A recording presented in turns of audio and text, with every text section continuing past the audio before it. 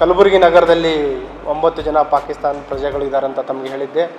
ಅದರಲ್ಲಿ 2 ಜನ long term ವೀಸಾದಲ್ಲಿದ್ದರು ಮತ್ತು 7 ಜನ ವಿಸಿಟರ್ ವೀಸಾದಲ್ಲಿದ್ದರು. ಹಾಗಾಗಿ ಆ 2 ಜನರಿಗೆ ಎಕ್ಸಾಮ್ಷನ್ ಇತ್ತು ಅಂತ ಹೇಳಿತ್ತು. ಮತ್ತು ಏನು ವಿಸಿಟರ್ಸ್ ವೀಸಾದಲ್ಲಿದ್ದರು 7 ಜನ, ಅದರಲ್ಲಿ ಈಗಾಗಲೇ ಒಬ್ಬರು ವಿದೇಶಿ ಪ್ರಜೆ ಅಮೇರಿಕಾಕ್ಕೆ ಕಾನೂನು ಪ್ರಕಾರ ಅನುಮತಿಯನ್ನು ತೆಗೆದುಕೊಂಡು ಹೋಗಿದ್ದರು. ಉಳಿದ 6 ಜನರಲ್ಲಿ ಅವರು ಕೂಡ 15ರಿಂದ 20 ವರ್ಷ ಇಲ್ಲಿ ವಾಸ ಮಾಡ್ತಾ ಇದ್ದಾರೆ. ಮತ್ತು ಬಂದ ರೀಸೆಂಟ್ ಗೈಡ್ಲೈನ್ಸ್ ಏನೇನಿದೆ ಅವರಿಗೆ FRRಲಿಂದ ಬಂದ ಕ್ಲಾರಿಫಿಕೇಷನ್ ಪ್ರಕಾರ ಯಾರು ಲಾಂಗ್ ಟರ್ಮ್ ಆಗಿ ಈ ವಿಸಿಟರ್ ವೀಸಾದಲ್ಲಿದ್ದು ಅದು LTV ಎಕ್ಸ್ಟೆನ್ಷನ್ ಅಂತ, ಲಾಂಗ್ ಟರ್ಮ್ ವೀಸಾ ಎಕ್ಸ್ಟೆನ್ಷನ್ ಅಂತ ಕನ್ವರ್ಟ್ ಆಗಿದೆ, ಅವರಿಗೂ ಕೂಡ ರಿಯಾಯಿತಿಯನ್ನು ನೀಡಲಾಗಿದೆ. ಆ ಹಿನ್ನೆಲೆಯಲ್ಲಿ ಇಲ್ಲಿಂದ ಯಾರೂ ಹೊರಡುವಂಥ ಅವಶ್ಯಕತೆ ಇಲ್ಲ ಅಂತ ಗೈಡ್ಲೈನ್ಸ್ ಬಂದಿದೆ. ಹಾಗಾಗಿ ಅವರಿಗೆ ನಾವು ತಿಳಿಸಿದ್ದೀವಿ,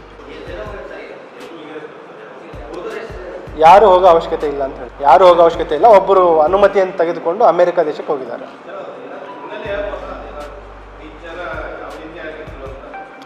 ಅದು ಅವರ ಇಂಡಿವಿಜುವಲ್ ಐಡೆಂಟಿಟಿ ಎಕ್ಸ್ಪೋಜರ್ ಆಗುತ್ತೆ. ದಯವಿಟ್ಟು ಈ ಮಾಧ್ಯಮದವರು ಎಲ್ಲರಿಗೂ ನಾನು ವಿನಂತಿ ಮಾಡ್ಕೊಳ್ಳೋದೇನಂತಂದ್ರೆ, ಏನು ವಿದೇಶಿ ಪ್ರಜೆಗಳಿದ್ದಾರೆ ಅಥವಾ ಅವರ ವಾಸ ಮಾಡುವ ಮನೆಗಳಿದೆ, ಅದರ ಬಗ್ಗೆ ಯಾರೂ ತಾವು ಡೀಟೇಲ್ಸನ್ನು ಶೇರ್ ಮಾಡುವಂಥದ್ದು ಅಥವಾ ಅದನ್ನು ತೋರಿಸುವುದು ಮಾಡಬಾರ್ದಂತ ತಮ್ಮಲ್ಲಿ ಮನವಿ ಮಾಡ್ತಾ ಇದ್ದೀನಿ. Thank you.